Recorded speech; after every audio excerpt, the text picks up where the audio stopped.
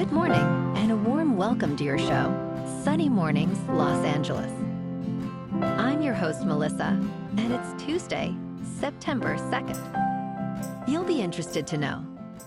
76 years ago, today in 1949, the classic film The Third Man was released in London, United Kingdom, a masterpiece of cinema that continues to inspire filmmakers and audiences alike. This celebrated motion picture, directed by Carol Reed, starring Joseph Cotten, Alida Valli, and Orson Welles, represents human creativity, artistic achievement, and the enduring power of storytelling, a beacon of cultural progress. So now you know. And now, it's time for the Surf Report. This morning, it's looking clean with waves at 3 to 4 plus feet. Conditions hold steady through the morning, but expect a drop to 2 to 4 feet by early afternoon. Winds are currently on shore at 3 miles per hour, shifting to side shore as the day progresses.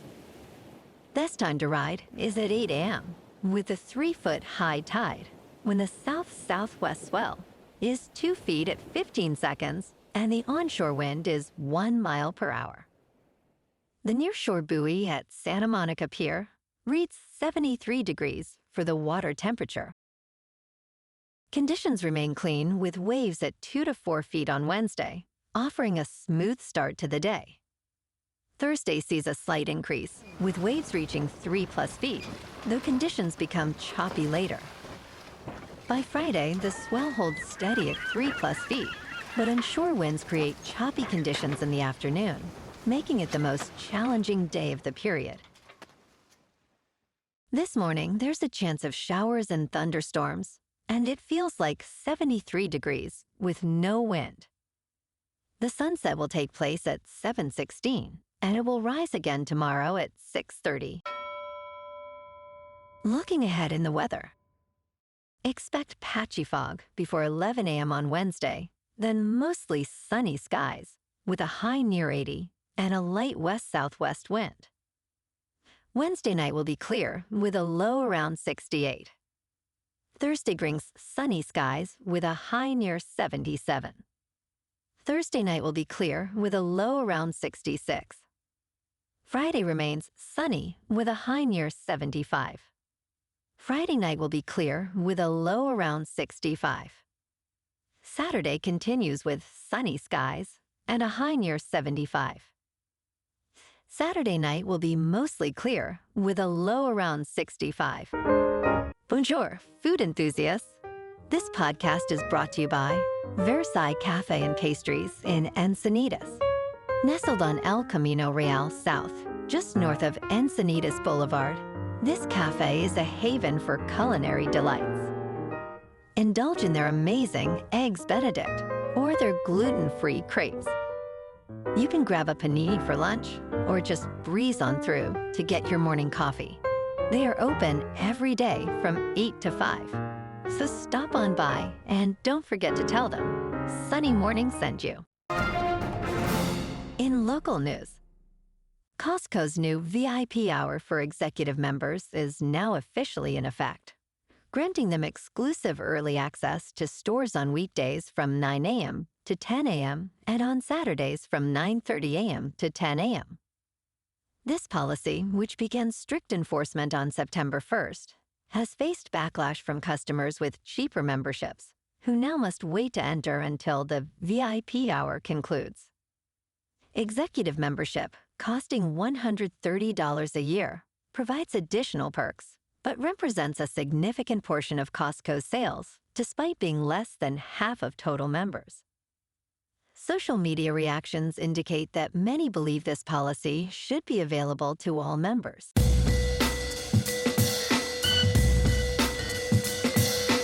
Now on to sports. Less than 24 hours after handing Alabama its first loss in a season opener since 2001, Florida State quarterback Tommy Castellanos is capitalizing on the weekend's biggest upset. His website is selling 8 shirts and sweatshirts, taunting the number 8 Crimson Tide over its 31-17 loss to the Seminoles. Some merchandise features the line, "Nick can't save them," referencing his comments about the Tide in June. On Saturday, he backed up those words, leading Florida State to a stunning victory. He completed 9 of 14 pass attempts for 152 yards against Alabama. The Seminoles will face East Texas A&M next Saturday.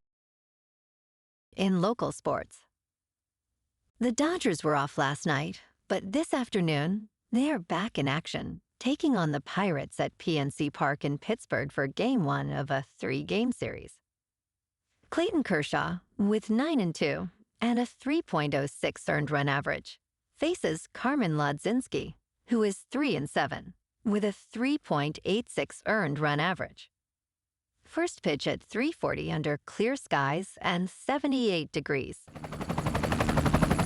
In top news, in a significant clash over Olympic surfing for the 2028 Games in Los Angeles, U.S. Ski and Snowboard is attempting to take control, but many surfers are resisting this move.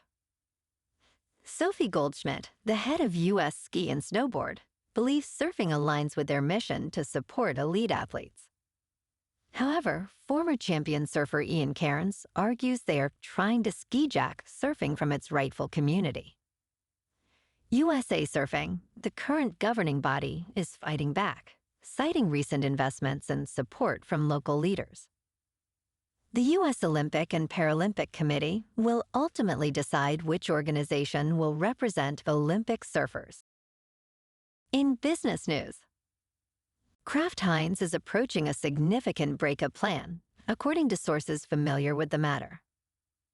This decision would effectively reverse much of the work from the notorious merger of Kraft and Heinz in 2015, orchestrated by Warren Buffett and Brazilian private equity firm 3G Capital Partners. A transaction could be announced as early as next week, but plans are subject to change. The Wall Street Journal reported that Kraft plans to spin off a substantial portion of its grocery business, potentially valued at as much as $20 billion. The split would occur amid a trend of corporate breakups in the food and beverage industry. In crypto movement, Bitcoin is down 3% to about $110,000. Ethereum is down 8% to just under 4,400. And XRP is down 0.5% to $2.81. Moving on to a more local vibe. In our community spotlight on health and wellness, we are working with a national Pilates studio to bring you some free classes, so listen up. Check out Club Pilates, with several locations in the San Diego area. Pilates presents a comprehensive wellness approach, cultivating strength, reducing tension, and elevating mental well-being. Scientific research affirms its benefits. So now you can check out Club Pilates for a free class, with locations in Encinitas, Solana Beach, Oceanside, La Jolla, and more. Just be sure to tell them Sunny Morning sent you by. And now, back to the show. Let's talk tech.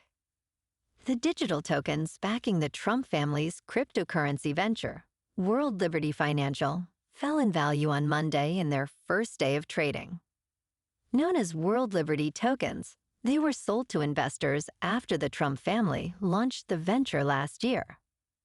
Investors voted in July to make them tradable, allowing for potential sales and purchases.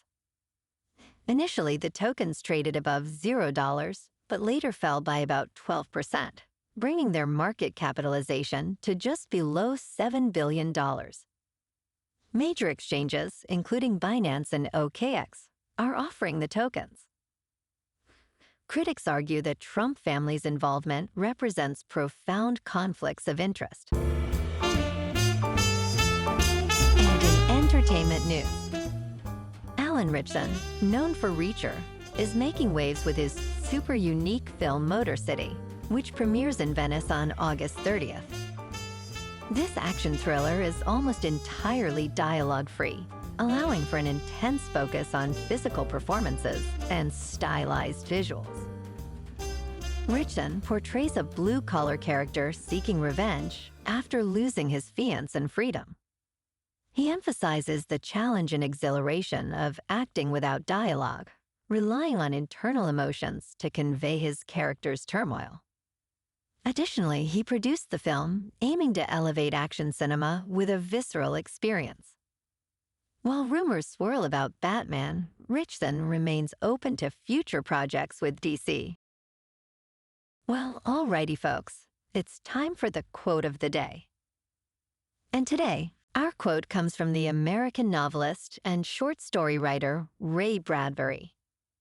And he said, "We are an impossibility in an impossible universe, highlighting the power of creativity and storytelling to transcend boundaries and inspire progress." And that's a wrap for this morning. You can check out our Instagram, YouTube, and TikTok for some captivating aerial videos with local news and the surf reports. Have an amazing day, my good friends. We'll see you tomorrow with another episode of Sunny Mornings, Los Angeles.